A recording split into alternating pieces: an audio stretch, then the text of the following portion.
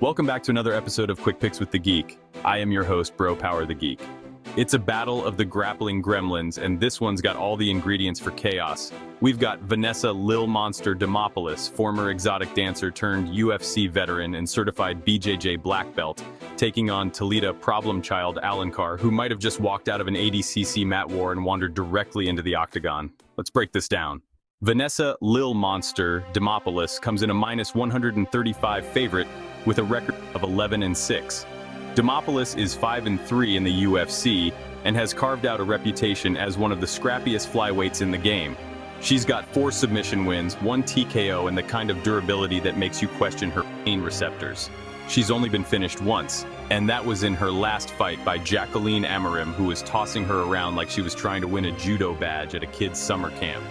Her base is jiu-jitsu, and she's slick with it. Arm bars, sweeps, sneaky transitions, but she's not one-dimensional. Her striking has gotten sharper, and she's more than willing to plant her feet and trade. Is it technical Muay Thai? No, but it's gritty, it's aggressive, and it gets the job done. Demopoulos has that dog in her, like literally. You can see her bite down on the mouthpiece and decide she's not going away. The downside is she can be a little too willing to scrap when she be grappling. Sometimes she'll get into a brawl, realize she has a black belt halfway through round 2, and then start using it. Better late than never, I guess. Still, you have to respect her toughness, her veteran savvy, and her ability to grind out wins. She's been in there with solid competition and usually finds a way to make things ugly and close. Toledo, problem child. Alencar comes in at plus 115 with a record of 5-1. Toledo Alencar is what happens when someone wins a ton of grappling tournaments and then says, you know what, I want to get punched too. She's a BJJ black belt with a serious competitive background. She's done more grappling matches than you've had hot meals. And now she's bringing that same pressure-heavy, scramble-loving game to MMA. She's 1-1 in the UFC, with her loss coming to Stephanie Luciano in a decision that was more about cage control than getting ragdolled. But when she's on, Alencar is aggressive, forward-moving, and doesn't like being on the back foot. You can see the grappling instincts in how she closes distance, hips in, chin tucked, ready to drag you into the underworld. She's still raw in the striking department, but she throws with intent. Her hands are wild, her kicks are sneaky, and if she lands something decent, you can bet she's chaining that into a takedown attempt before you can say guillotine. Where she shines is in the scramble. She doesn't just take you down. She hunts submissions like she's on a deadline. 3 of her 5 wins are by sub, and if you leave an arm hanging, it's getting gift-wrapped and taken home. She's still putting it all together, but the aggression, the instincts, and the cardio are there. And with more UFC experience under her belt, she's becoming less problem child and more problem-grown woman. So who wins? This is one of those fights where both women have the tools to win, but also the tendency to turn things into a chaotic coin flip. Demopoulos is the more experienced, more polished fighter. She's fought better opponents, gone more rounds, and knows how to survive when things get sketchy. But Alencar is the storm. She's raw, but she brings a kind of relentless energy that can overwhelm people, especially if they're willing to engage her in the grappling exchanges. And guess what? Demopoulos loves engaging in the grappling exchanges. That might be a problem. Demopoulos is gritty, but she doesn't have great control from top or bottom. She scrambles well, but Alencar is more dominant when she gets to her spots. If this stays standing, it's a toss-up. But if it hits the mat, Alencar is more likely to be the one dictating pace, threatening submissions and chaining positions. Experience versus pressure. Veteran savvy versus raw aggression. And in this case, I think the chaos wins. Official pick Toledo Alencar. Demopoulos has the edge in UFC experience, but Alencar's aggressive grappling style and physicality give her the tools to take this fight over, especially in the scrambles. It might not be pretty, but I see her edging out rounds with pressure and control, and maybe even threatening a sub if Lil Monster gets too comfortable on the mat.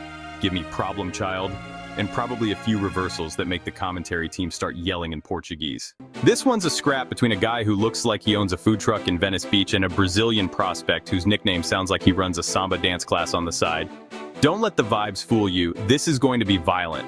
You've got Victor La Mangosta Henry, the veteran technician who has fought in more countries than you've had bad Tinder dates, taking on Pedro Pedrinho Falcao, a BJJ black belt and former DWCS hopeful who's here to prove he belongs. Let's get into it. Pedro Pedrinho Falcao comes in as a plus 135 underdog with a record of 16-4. Falcao was one of those guys who really didn't get the UFC's invitation until the last minute. He got the call to fight Victor Hugo on 3 days' notice, which is just enough time to cut weight, panic, and maybe fit in one very quick strategy session involving the words, "just don't die." He's a black belt in jiu-jitsu with 6 knockouts and 5 subs, so he's not just pulling guard out there. He's got real finishing power, both on the mat and on the feet. In his DWCS fight, he showed off some slick ground and pound in the 3rd round, which usually earns you a contract. But Dana must have had a Red Bull that day and wanted bloodier violence. Still, Falcao earned respect now that he's had a full camp. We'll see more of what he's capable of. He's well-rounded, scrappy, and definitely durable, but he's also making just his 2nd UFC walk, and he's going up against a dude who's fought in the shadow realm of the Japanese regional scene. That's like sparring in a volcano. Falcao's best path is getting this fight to the ground, where he can work that BJJ black belt and maybe hunt for a submission. But the striking is still a bit wild and loopy, and against a guy like Victor Henry, that's risky business. Victor La Mangosta Henry comes in as a minus 155 favorite with a record of 24-7. Victor Henry looks like he gives surf lessons and triangle chokes on the same day. He's been around forever, fought everywhere, and doesn't do anything flashy, he just works. 7 knockouts, 8 submissions, and only 1 career finish loss, which, unfortunately, was in his last outing, where Charles Jourdain caught him in a guillotine. Still, don't let that fight fool you. Victor Henry is a problem. He's 3-2 in the UFC, and his debut win over Raoni Barcelos made people immediately sit up and go, "Wait, who the hell is this guy?" Henry's best weapon? Volume. He throws combinations like he's trying to unlock a cheat code. He mixes in kicks, punches, knees, and a little bit of grappling. He's a true Swiss Army knife of pain. His takedown defense is solid, and he scrambles like someone who left their wallet under the cage. If this stays standing, you have to favor Henry. He's more technical, throws more volume, and has much better cardio. He also might mix in a takedown or 2 of his own just to flex on the jiu-jitsu guy, which would be very on brand for someone who looks like he teaches MMA at a vegan co-op. So, who wins? This is going to come down to control and composure. Falcao's best chance is to drag this fight to the mat and control Henry there. But that's a tough task.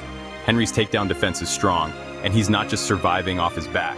He'll throw elbows, he'll scramble, he'll yell, "Bro," mid-reversal, he's chaos. Meanwhile, if this stays on the feet for any extended period of time, it's Henry's world. He's more fluid, more experienced, and can weaponize volume over 3 rounds.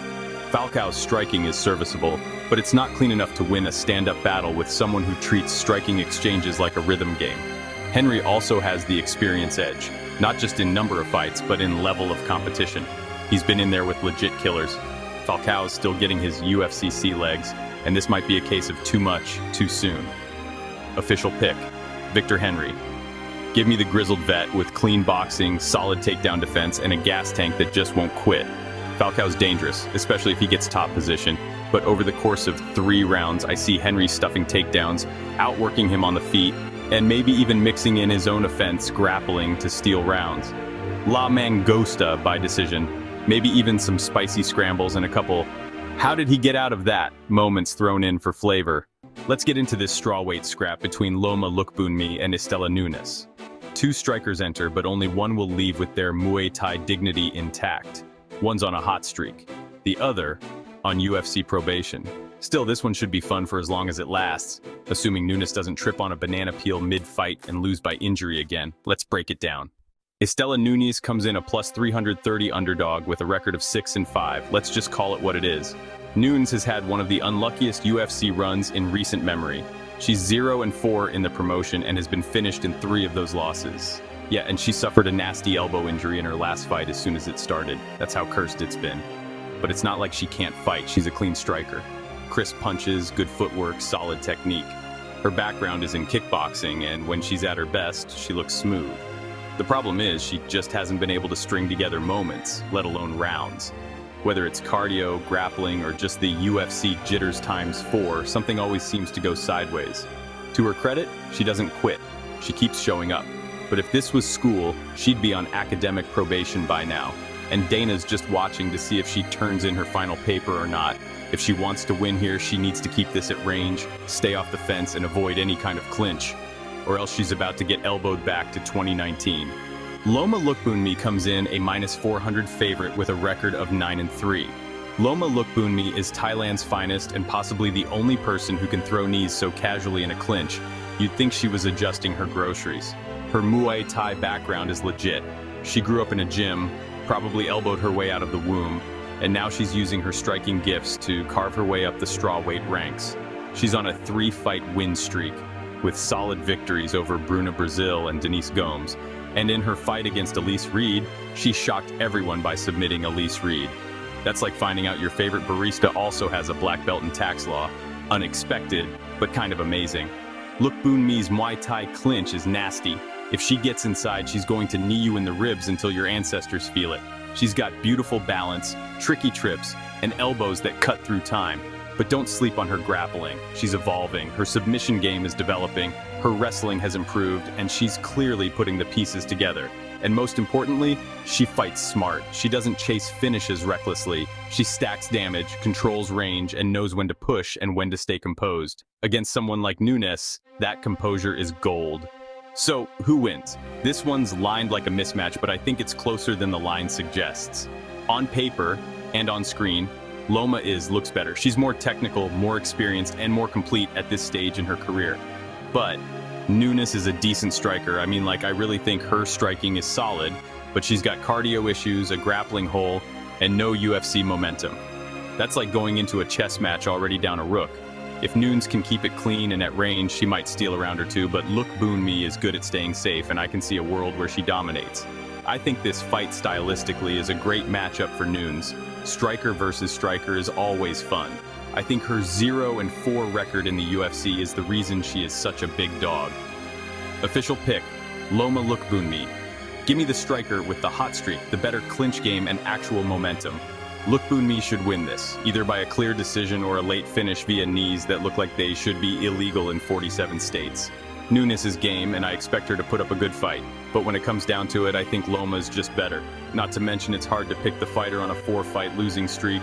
Expect violence, and for Loma to somehow find her way to the clinch to land some hellbows. Let's jump into this welterweight showdown between Reese Skeletor McKee and Daniel Tigano Frunze. A battle of high-stakes striking regional redemption arcs and some serious Romanian firepower. One guy's trying to finally get his first UFC win. The other, looking to keep his hype train fueled and running on knockouts. Let's break it down. Reese Skeletor McKee comes in a +160 underdog with a record of 13-6. Let's start with the nickname, Skeletor. That either means he's evil and animated, or he just cuts an ungodly amount of weight. Either way, Reese is a good striker with a lanky frame, decent movement, and the ability to generate sneaky power from weird angles. He's got 10 knockout wins, and when he's in rhythm, he's smooth. Unfortunately, the UFC has treated him like a human sacrificial lamb. He made his debut against Khamzat Chimaev on short notice, because sure, that's fair. And it's just been rough sledding ever since. He came back after a solid regional run, looked like he found his groove, and then promptly lost 2 more. McKee does have some grappling in his back pocket, but let's be honest, it's deep in there. 3 submission wins, 2 of which happened when people still had iPhone 6s. He's not shooting takedowns unless it's life or death. If it's a firefight, he's in, but that's also gotten him clipped. 2 of his 6 losses came by knockout, and he doesn't always move his head like he knows punches are coming. Reese has heart volume and decent technique, but his defense is shakier than a squirrel on Red Bull, and against power punchers, that's a problem. Daniel Tigano Frunze comes in a -185 favorite with a record of 9-2. Frunze is a walking highlight reel with 8 knockouts in 9 wins, which basically tells you everything you need to know. He's got that Romanian power, a built-in mean streak, and a striking style that says, "What's a jab?" He's here to brawl, and more often than not, he wins. He made his name on the Contender Series, where he came in as an underdog and beat the brakes off his opponent. That earned him a ticket to the UFC, and now he's on a 5-fight winning streak with no plans of slowing down. If momentum were currency, Frunze's buying yachts. He's not a grappler. He's never won a fight by submission, and his 2 career losses, both by sub. But he's clearly worked on staying out of danger, and his takedown defense is solid enough to keep it standing, which is all he needs. On the feet, he's violent, fast, and aggressive, the kind of guy who treats the first round like he's being timed. And while he can be wild, he's shown an ability to hurt people from both stances and angles. He doesn't throw to score, he throws to end careers. So, who wins? This is striker versus striker, volume versus violence, and UFC redemption versus Romanian rampage. McKee has the experience edge and probably the better technical range striking, but that's only useful if he can survive the first few exchanges. Frunze is going to come out swinging like he's trying to solve a family argument with uppercuts. McKee's durability is decent, but he's been finished before, and Frunze's the kind of guy who makes that happen in a hurry.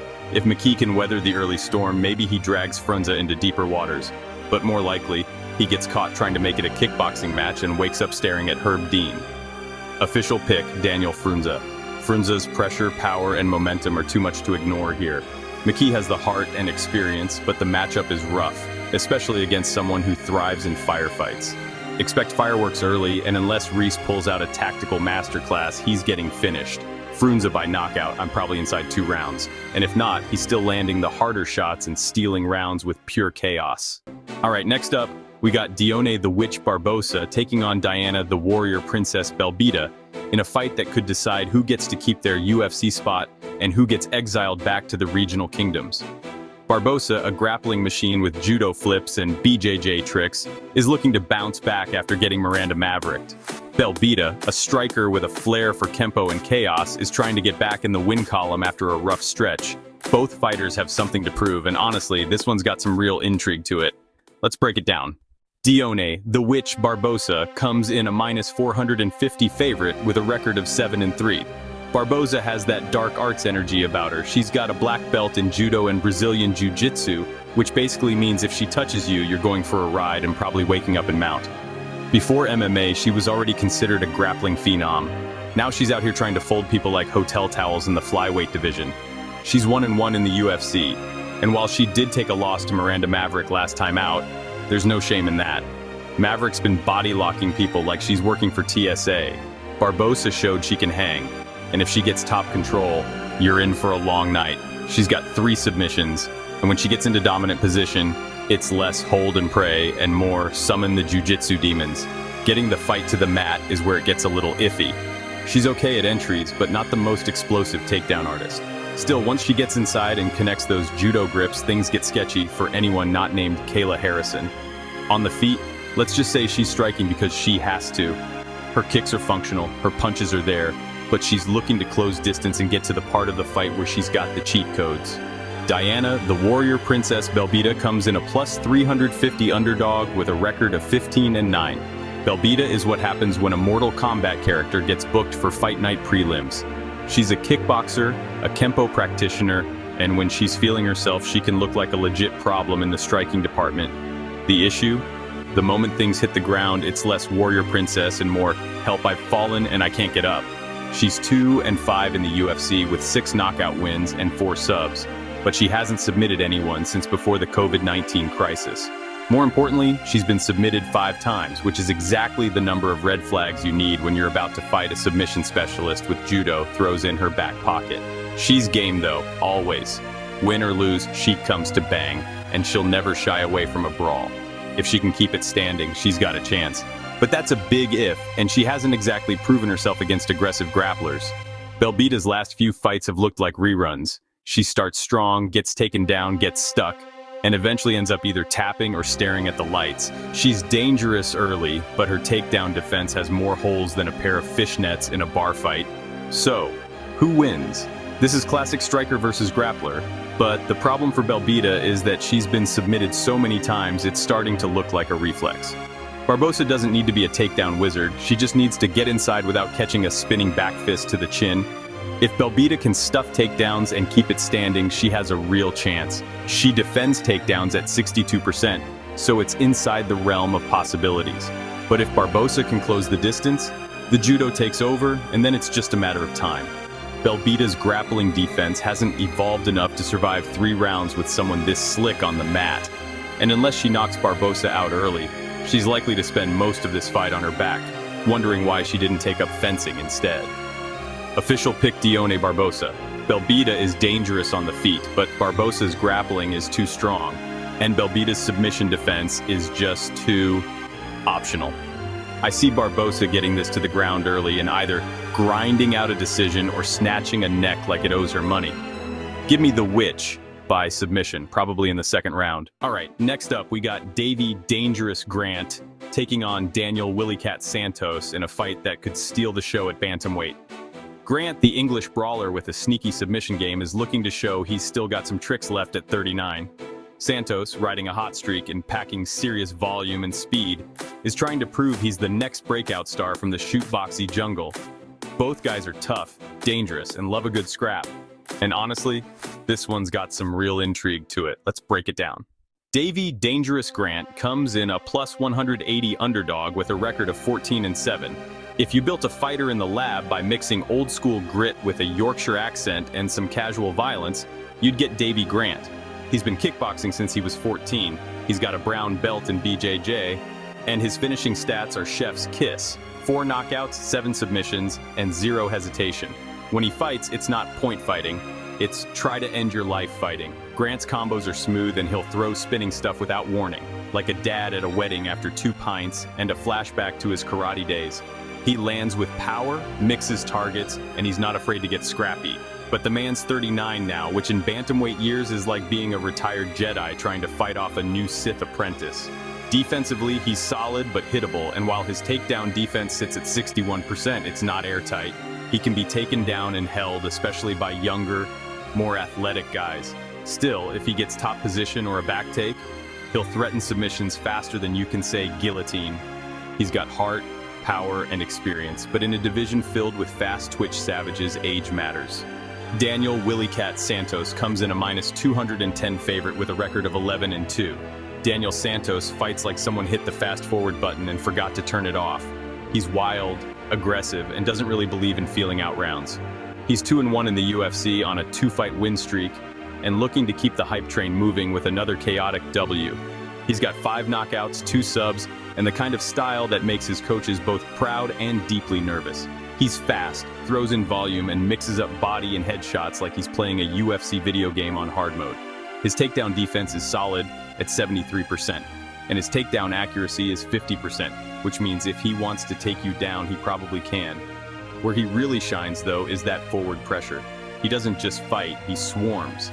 And he does it with a smile and a chin that doesn't seem to mind a little abuse. But he's not reckless, okay? He's mostly not reckless. He's aggressive with purpose. The guy's only 30, and you can see the upside. He's training with killers, getting sharper with each fight. And honestly, he's looking more and more like a real problem for the division. So, who wins? This fight is going to be wild, like don't blink and maybe call your friends over kind of wild. Both guys are aggressive, both can finish, and both are going to throw heat. Grant is the more well-rounded fighter with the ability to sub you or KO you, but he's also the older, slower man in a matchup that's going to be dictated by pace. And that's where Santos takes over. The difference here is the speed and pressure. Santos is faster, younger, and more explosive. Grant has the skills to win, but I don't think he has the gas tank or footwork to deal with 3 rounds of Willy Cat chaos. If he can't catch Santos coming in or slow him down with leg kicks or clinch work, he's going to get outpaced. Santos will have to avoid the counter right hands and submission attempts, but if he stays composed and keeps pushing the tempo, he should be able to edge the rounds, or maybe even land something big. Official pick, Daniel Santos. Santos has the speed, youth, and momentum, and unless Grant finds a vintage finish, this should be Willy Cat's fight to lose. Expect a banger, maybe even a bloodbath, but by the end of it, Santos should be the one with his hand raised. Give me Santos by decision, or a late finish if he drowns Grant in pressure and spin kicks. All right, next up we got Ode the Jamaican sensation Osborne taking on Luis Grim Gurule in a fight that could tell us a lot about where these two are headed in the flyweight division. Osborne's looking to snap a 3-fight skid and remind everyone that speed and power still matter in this division. Gurule, the undefeated prospect fresh off a controversial DWCS win, is stepping into his UFC debut with a lot of hype, and even more pressure. Both guys bring fireworks. Let's break it down. Ode the Jamaican sensation Osborne comes in a plus 205 underdog with a record of 12-8. Ode Osborne is that guy who looks like he could knock you out with a high kick and then paint a mural of it afterward. He's an explosive, athletic kickboxer with legit power and slick movement. When he's flowing, he looks like a highlight reel waiting to happen. The issue? Sometimes he's also the one getting highlighted. He's 4-6 in the UFC, which sounds rough, but the man has been fed to the wolves. His losses include getting flying kneed into another dimension by Manel Cape. No shame there. Still, Ode has 4 knockouts, 5 submissions, and when he's locked in, he's dangerous. He's long for the division, fights rangy, and throws kicks like he's auditioning for Mortal Kombat. His takedown defense is decent, but once he hits the mat, it gets dicey. He can be controlled, and his submission defense sometimes feels like it was last updated in 2018. The good news? This isn't his first rodeo. And while he's on a 3-fight skid, he's still fast, still powerful, and now walking into a fight where he's the more experienced guy. It might be do or die time, and when a guy with Ode's tools is backed into a corner, he might just come out swinging. Luis Grim Gurule comes in a minus 240 favorite with a record of 10-0. Gurule is undefeated and kind of terrifying in that quiet guy in the action movie who snaps halfway through way. He's 10-0 with 5 knockouts, and he just won a split decision on DWCS that had Twitter in full meltdown mode. His opponent took him down 10 times, but the judges liked his striking better. Maybe because he actually did something when he was on the feet. That DWCS fight showed us a few things. Gurule's striking is sharp, he doesn't panic, and he knows how to land meaningful shots even under pressure. It also showed us that his takedown defense is, well, a work in progress. But Ode isn't exactly Islam Makhachev out here shooting doubles. So, that may not be the most relevant stat for this matchup. What makes Gurule dangerous is his composure. He doesn't rush, doesn't gas, and doesn't give you much for free. But this is still his UFC debut, and let's be real, this is a big step up. Fighting a guy with 10 UFC fights is a different beast, and while he's looked good so far, he's about to get tested by someone who can hurt him in a hurry. So, who wins? This one's got trap fight written all over it for both guys. Gurule is the shiny new toy with the 0 in the loss column, but he's walking into the octagon against a long, fast, explosive striker with finishing ability and a chip on his shoulder. Ode's been burned by poor decision-making in his recent fights, but the skills, still there. If this stays on the feet, Ode is going to be the faster, rangier, more dynamic fighter. He's got the reach, the experience, and the ability to put Gurule on skates with 1 clean shot. Gurule's striking is solid, but he's not exactly known for blitzing guys. He's methodical, and that could give Ode time to set traps. The ground game favors Gurule if he decides to go there, but again, this guy got taken down 10 times and still got the win because he never looked flustered. If he tries to strike with Ode for too long, though, he might finally experience what flustered feels like. Official pick Ode Osborne. Call it a hunch, call it a redemption arc, call it please don't make me pick the UFC debut guy who got ragdolled on DWCS. But I'm riding with Ode here. He's more dangerous, more experienced, and he knows this might be his last shot to make something happen. That's motivation, and motivation with knockout power is a scary mix. Give me Ode by KO, or at least a decision where he keeps it standing and shows the new kid that the UFC isn't just for highlight reels. Alright, next up we got Torres, the Punisher Finney, taking on Robert Rubzilla Valentin in a fight that's basically a battle of cardio versus chaos. Finney, the short, stocky grappler who finally bullied his way into a UFC contract, is looking to keep the hype alive and smash his way through another opponent. Valentin, the well-rounded submission threat with rear-naked chokes on speed dial, is hoping to weather the early storm and turn this into a grind fest. Both guys are dangerous, but in very different ways. Let's dig in. Torres, the Punisher Finney, comes in a minus 215 favorite with a record of 10-0. Torres Finney is built like a Marvel villain who got bored of robbing banks and decided to try MMA. He's 5'8", fighting at middleweight, shaped like a fire hydrant, and hits like a wrecking ball with a grudge. His wrestling is strong, his ground and pound is stronger, and when he's fresh, he's a one-man demolition crew. But that freshness has an expiration date. He's known for starting fast and smashing hard, but after round 1, it's like someone unplugged his controller. He can go 3 rounds, but it's the kind of go where you're yelling at your TV because he's swinging in slow motion. Still, you can't question the heart. He'll keep moving, just not efficiently. His striking? Let's say it's functional. He's got a decent overhand right. Very I wrestled in college and now I punch energy. It's not technical, but it lands with serious bad intentions. He hasn't faced the deepest pool of talent yet, but he's looked like a problem every time he's stepped in there. Robert Rubzilla Valentin comes in a plus 185 underdog with a record of 10-4. Robzilla sounds like the name of a guy who fights with a mohawk and sponsors from energy drinks that don't exist yet, and honestly, he fights kinda like that too. Valentin is well-rounded, gritty, and sneaky good everywhere. His striking is decent, clean enough to not get embarrassed on the feet. And his grappling? That's where he gets mean. He's got 6 submission wins, and 5 of those are by rear naked choke, which tells you 2 things. He's good at taking backs, and once he's there, he's not asking politely. His control is solid, his transitions are smooth, and he knows how to find openings in scrambles. If you start to gas out, Valentin's gonna find your neck and start working on a squeeze like it's his signature move. He's not a super athlete, but he's tough, durable, and composed. He doesn't need to dominate round 1, he just needs to survive it. And if you're slowing down by round 2, that's when Robzilla starts crawling out of the ocean. So who wins? This is your classic early destroyer versus late round creeper. Torres Finney is going to come out in round 1 like a human fridge trying to throw people through the floor. If Valentin can survive the initial takedowns, the ground and pound, and maybe a few haymakers from the Shadow Realm, then this fight gets real interesting real quick. Valentin has the advantage in the later rounds, especially if he can force scrambles and make Finney work. The submission threat is real, and the deeper this fight goes, the more you start hearing the little cardio goblins whispering into Finney's ear. Maybe just coast, bro. Finney could absolutely smash his way to another win if he gets to dominant positions early, but if he doesn't get the finish, Valentin's calmness and grappling edge start to take over. Official pick Robert Valentin. This is a super low confidence pick. It's more of a close your eyes and pray for round 2 pick, but I'm going with Robzilla. Finney is a wrecking ball in round 1, but Valentin's well-rounded skill set and submission threat give him the tools to survive and take over. But the reason it's a super low confidence pick is because I can see a world where Finney just lays and prays all 3 rounds as well. He is a good grappler, and Robert does get taken down. But give me Valentin by late sub or decision. All right, next up we got Gerald GM3 Mearshart taking on Brad Tavares in a fight that feels like the UFC matchmaking team said, hey, what if we just made a grown man chess match but with blood? GM3, the veteran submission artist who somehow pulls off finishes without being fast or explosive, is looking to prove that jiu-jitsu and vibes still work in 2025.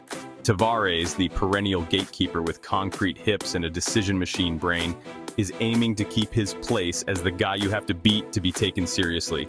Both guys are experienced, both are tough, and honestly, I'm game for this one. Let's dive in. Gerald, GM3, Mearshart comes in a plus 220 underdog with a record of 37-18. Listen, GM3 is that guy who walks into a bar looking like a substitute math teacher and walks out with 3 bonuses and a black eye. He's got 29 submission wins, and the man has turned grappling technician with the body of a tax accountant into a full-time job. He's got a black belt in BJJ and another one in Rufusport kickboxing. Now, does he strike like a world-class kickboxer? Not really, but he does land, and when he lands, it's usually part of a trap to get you to shoot or panic. Because once it hits the mat, it's Mearshirt's world. He wraps up necks, backs, and arms like he's looking for a lost wallet. He's not powerful, he's not fast, but he's efficient in the weirdest, most beautiful way. It's like watching an old truck somehow win a NASCAR race because it just never dies. He's 2-5 in his last 7, but when he wins, it's by finish. Only 2 decision wins in his entire career. That's not a stat, that's a lifestyle. He's also been stopped a bunch, but he's never going down easy.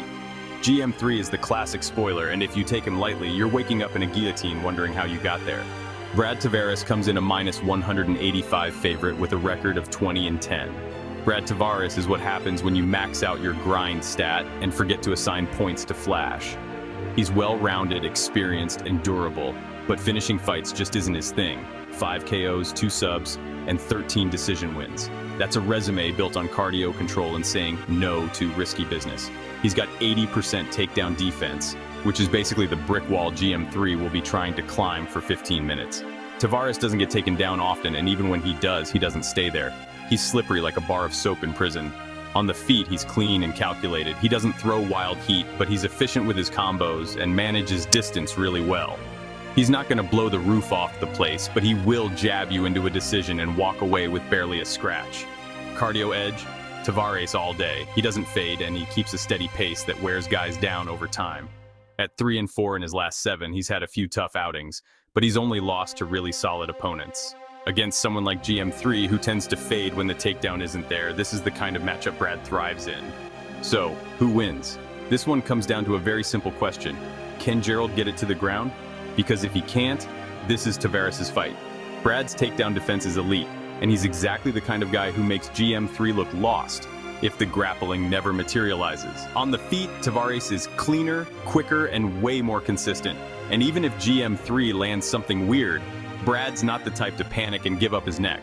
But if Gerald does get a takedown, even just one, we're talking danger levels rising like someone just turned the lights down in a horror movie. One scramble, one mistake, one arm too far across the body. It's Tap City. Still, you gotta go with the numbers here. Tavares is built to win decisions, and GM3 is allergic to them. The longer this goes, the better it gets for Brad. And with that 80% takedown defense, I like his odds of keeping it standing and dragging this into the grind zone. Official pick Brad Tavares. Give me the decision machine over the submission magician. Tavares has the cardio, the defensive grappling, and the experience to neutralize GM3's attack and cruise to a clean, low-drama decision. GM3 might make it sketchy early, but over 3 rounds, I expect Brad to jab, sprawl, and outpoint his way to a win, just like he's done a dozen times before. All right, next up, we got Kennedy, African Savage Nzechukwu taking on Martin Beatty's Boudet in a fight that feels like the UFC. You know what? Let's just jump straight into this one. Martin Beatty's Boudet comes in a plus 250 underdog with a record of 14-2. Martin Boudet has gone 5-1 in the UFC, which sounds impressive until you look at who he's beaten and realize half of them were likely just there to fill out their Reebok gear quota. Out of those 5 wins, 4 opponents are no longer in the UFC, and the 5th was Chris Barnett, who we all love. But let's be real, he's 5'10", fights like a breakdancer on roller skates, and is still around because he's adorable and can land a spinning wheel kick once every 36 months. That said, Boudet's not bad. He's functional. Big guy, moves okay for his size, has decent pressure, and doesn't completely collapse in round 3, but he's also not great anywhere. No crazy power, no slick grappling, no insane pace. He just kind of lumbers forward and tries to lean on people until they give up or the judges get bored and toss him a decision. To his credit, Boudet's fight IQ isn't terrible, and he knows how to smother you up against the cage. But the second he faces someone with range, movement, or anything resembling knockout power, the wheels start to wobble. And spoiler alert, that's exactly what he's facing here. Kennedy African Savage Nzechukwu comes in a minus 300 favorite with a record of 14-5. Kennedy Nzechukwu is one of the most confusing, frustrating, and occasionally terrifying fighters in the UFC. When he's on, he looks like an absolute monster. The guy knocked out Carlos Ulberg, who's now running through the division like he's trying to catch a flight. Kennedy has 10 knockouts, long reach, great speed for his size, and honestly, his striking is still getting better. The real glow-up, though, moving to heavyweight, he just looks healthier. At light heavyweight, he always seemed like he was trying to survive the weight cut more than the actual fight. Now, he's filling out the cage like a Marvel character that got snapped back with extra calories. He's got solid takedown defense, knows how to use his reach, and when he lets his hands go, it's scary. The only issue? Sometimes he fights like he left the oven on at home. He's had moments where he just forgets he's allowed to throw punches, like in that split decision loss to OSP. And not prime OSP. This was post-prime, post-energy OSP, the guy who was losing grappling matches to Andre Petrosky and having staring contests with Shogun Rua. So yeah, Kennedy's got a Jekyll and Hyde thing going on. But when he's Jekyll, it's a problem. And against a guy like Boudet, who's gonna plod forward and hope for a clinch, that's tailor-made for Kennedy's style. So who wins? Let's be honest. This feels like Kennedy's fight to lose here. Martin's wins feel like they were farmed from expired talent from the UFC's clearance aisle. Boudet's path to victory is pretty much get inside, grind Kennedy against the cage, and hope the judges fall asleep. Because I'd be very surprised if he outstruck Kennedy on the feet, and I don't see Martin getting a takedown. Kennedy has the footwork, speed, and power to make Martin miserable. If he keeps it at range, even just for a few minutes, he's going to land something that makes Boudet realize this isn't Josh Parisian. The only real risk is if Kennedy forgets he's in a fight.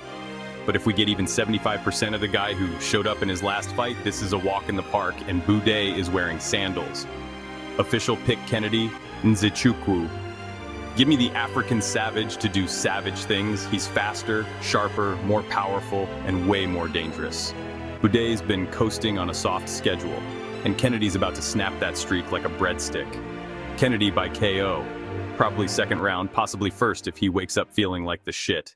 All right, next up, we got Cortavius, Are You Not Entertained Romeus taking on Chang Ho Lee in a fight that might not shake up the rankings, but absolutely has the potential to melt a few brain cells.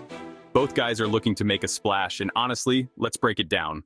Cortavius, Are You Not Entertained Romeus comes in a plus 145 underdog with a record of 9-3. First of all, the nickname is an all-timer. You can't call yourself Are You Not Entertained unless you're walking out to battle music, doing a spinning elbow at some point, and maybe yelling at the ref in Latin. Cortavius brings that gladiator energy, and his style backs it up. He's a powerful grappler with dangerous hands. His striking might not be textbook, but it's got the kind of power that makes textbooks unnecessary. He's not just a wrestler who throws hands because someone told him to. He's got real pop in his strikes, and he uses them well to set up takedowns or just go full berserker mode. Once he gets the fight to the mat, it's heavy top pressure and relentless ground and pound. The man doesn't play around, he mauls. Now the downside, he can get a little wild. Sometimes his aggression gets the best of him and he'll go for broke when he probably should have gone for position. But hey, when your nickname is a question, you gotta fight like you want the crowd to scream, yes! He's the underdog here, but don't let that fool you. Romeus is the kind of fighter who can flip a script with one takedown or one big punch. Chang Ho Lee comes in a minus 175 favorite with a record of 10-1. Chang Ho Lee might not have a flashy nickname, but he doesn't need one. He lets the skills do the talking. He's well-rounded, calm under pressure, and knows how to win fights. Some guys go for chaos, some go for finishes. But Lee, he goes for results. He's got the kind of fight IQ that makes coaches smile and opponents sigh. He's sharp on the feet, clean boxing, good movement, and enough power to keep people honest, but what really stands out is how composed he is. No matter the pace, he stays cool, gets taken down, he scrambles smart, gets clipped, he resets and starts picking you apart like nothing happened. He's like a human metronome, always on tempo. His grappling isn't world-class, but it's good enough to avoid danger and keep the fight where he wants it. And his cardio, solid. He's one of those guys who might not blow you away with flash, but by the end of round 3, you're wondering how you lost every exchange. So, who wins? This is a classic matchup of raw aggression versus refined technique. Romeus wants to make this a war, get in your face, drag you to the mat, and make you regret accepting the fight. Lee wants to keep things clean, use footwork, jab, scramble out of trouble, and outclass you over 3 rounds. If Romeus can turn this into a dogfight early, get a takedown, land a bomb, or just make it ugly, he absolutely has a path to victory. He's the more dangerous finisher, especially in the opening 7 minutes, but if Lee survives that storm, it's his fight to lose. He's calmer, cleaner, and more likely to win the little moments, especially if it goes the distance. Official pick Chang Ho Lee. Romeus is dangerous early, but if Lee survives the first round or 2, this should shift hard in his favor. He's cleaner, calmer, and has the cardio edge. I see Lee dragging this into deep waters and doing what he does best, staying composed, picking his spots, and outworking Romeus to a decision win. Give me Chang Ho Lee by decision. Methodical, efficient, and just frustrating enough to make Romeus start asking the crowd, "Are you not entertained?" in round 3, and hearing crickets. All right, next up, we got Pat Sabatini taking on Joanderson Tubarão Brito in a fight that's basically a test of who can drag the other into their world. Sabatini wants to turn this into a wrestling-heavy hug-a-thon where he gets to whisper sweet nothings into your ear while locking in a rear-naked choke. Brito wants chaos, flying knees, wild hooks, scrambles, and probably yelling in Portuguese at some point. Both of these guys are dangerous as hell. Let's dive in. Pat Sabatini comes in a plus 180 underdog with a record of 19-5. Pat Sabatini is that old-school wrestler type who still believes in hard work, grinding people out, and never letting you get up off the mat, literally or emotionally.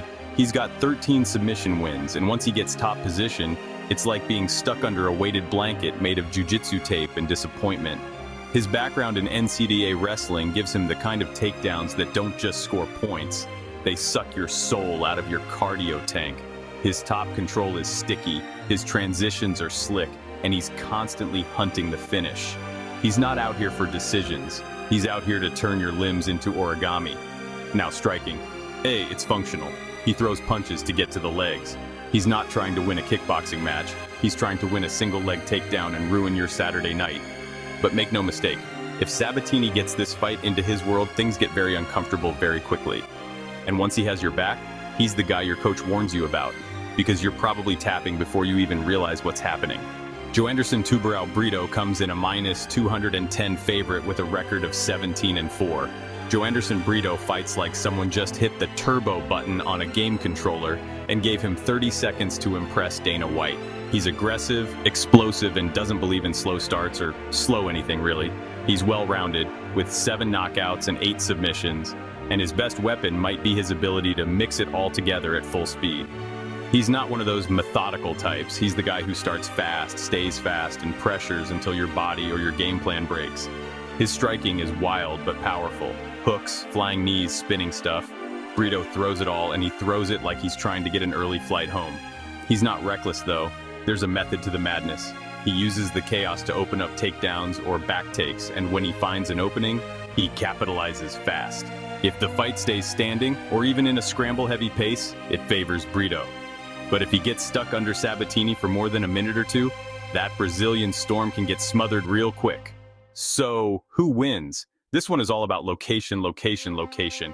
If they're fighting in the center of the octagon, trading shots, sprinting through scrambles, it's Brito's world. But if Sabatini gets a hold of him and puts him on the mat, we're entering the Pennsylvania power zone. Sabatini's biggest challenge here isn't getting the takedown, it's surviving the explosion before the takedown. Brito is so fast and dangerous early that any hesitation can be deadly. But if Sabatini can duck under one of those heat-seeking missiles and plant Brito on his back, we've got a very different fight. Pat's got the tools to win, and this might be one of those fights where the wrestling grinder beats the chaos striker just by slowing the game down and making it ugly. Brito's cardio has held up, but he hasn't been truly suffocated by a guy like Sabatini yet. Official pick, Pat Sabatini. Give me the wrestler in a fight where one takedown could change everything. Sabatini might take some fire early, but once he gets in deep, drags Brito to the mat, and starts cooking from top position, this fight turns into a jiu-jitsu clinic. Sabatini by decision or submission if Brito overcommits. Either way, expect a grind, maybe not the flashiest pick, but definitely the kind that ruins your night if you're stuck underneath him. All right, next up we got Lerone the Miracle Murphy taking on Josh CCO Emmett in a featherweight main event that might just redefine the phrase puncher's chance. Emmett is the one-man power plant with a chin forged in pure granite, while Murphy is the undefeated technician who somehow keeps flying under the radar, despite never losing a fight and surviving a literal shooting. Both guys have serious weapons. Both can end it in a blink. Let's jump right in. Josh, CCO Emmett, comes in a plus 260 underdog with a record of 19-4. CCO stands for Certified Chin Owner, and he earned that title the hard way. Josh Emmett has been around forever, and somehow still looks like a middleweight cosplaying as a featherweight. This man is compact, terrifying, and throws overhand rights like he's trying to send your molars into the 300 level. With 7 knockouts on his record, Emmett's power is the equalizer. He's been in the cage with killers and made a habit of turning technical fights into who gets hit first contests. He doesn't just throw heat, he pours gasoline on it, lights a match, and tells the ref to hold his beer. But let's be real, Emmett's game hasn't evolved much. It's still step 1, overhand right, step 2, hope, step 3, repeat. His wrestling background is there in theory, but he rarely uses it. Maybe it's just a decoy to set up. You guessed it. Another overhand right. Also, he's 40 now. And while that's not ancient in real life, in featherweight years, that's a full dad bod away from prime. His last couple of fights have shown some wear, slower movement, more reactive defense, and fewer explosions. But if there's one thing Emmett always brings, it's danger. Lerone the Miracle. Murphy comes in a minus 310 favorite with a record of 15-0. They call him the Miracle for a reason. This dude was literally shot in the face and came back to go undefeated in MMA. Most people retire from their day job if they step on a Lego. Lerone Murphy, he shrugs off bullets and goes 15-0 in the cage like it's a side quest. And the skills? Oh, he's got those too. Murphy is smooth, technical, and incredibly composed. He's a sharp striker with excellent distance management, a sniper's right hand, and sneaky counters. His fight IQ is high, and he's the kind of guy who doesn't give you many openings to do something stupid like, say, throw an overhand right from across the cage. Murphy's also shown solid takedown defense and good cardio. He doesn't slow down, doesn't get wild, and doesn't take unnecessary risks. He's not trying to be flashy, he's trying to win clean, sharp, and surgically. If there's a knock on Murphy, it's that he hasn't faced a ton of top-tier names. But make no mistake, He's earned this main event, and Emmett is exactly the kind of test that answers the "how good is this guy really?" question. So, who wins? This fight boils down to one question: can Josh Emmett land the nuke? Because if he doesn't, it's going to be a long night of Murphy sticking and moving like a ghost with a jab. Murphy has the speed, the technique, the youth, and the momentum. He's undefeated for a reason. He doesn't give people the moments they're looking for. He picks his shots, controls the pace, and makes opponents look lost trying to find his chin. Emmett has one path to victory: land that overhand right and put Murphy on his back pockets. But Murphy's not the kind of guy who just stands there and lets that happen. He's too slick, too smart, and honestly too chill for that kind of chaos. Unless Murphy completely zones out and walks into one, this is his fight to control and probably dominate. Official pick Lerone Murphy. Give me the miracle to keep the streak alive. He's sharper, fresher, and way more disciplined. Emmett will always be dangerous, but this feels like a torch-passing moment. If Emmett's overhand doesn't land early, expect Murphy to take over and never let up. Murphy by decision, or a late TKO if Emmett gets desperate and starts swinging like he's trying to punch the air out of the octagon. If you enjoyed this, go ahead and smash that like button. If you haven't subscribed yet, what are you waiting for? Hit that subscribe button and turn on notifications so you don't miss a beat when the next video drops. And don't be shy. Leave a comment below and let me know who you got winning this fight. Let's see who really has the crystal ball around here. Until next time.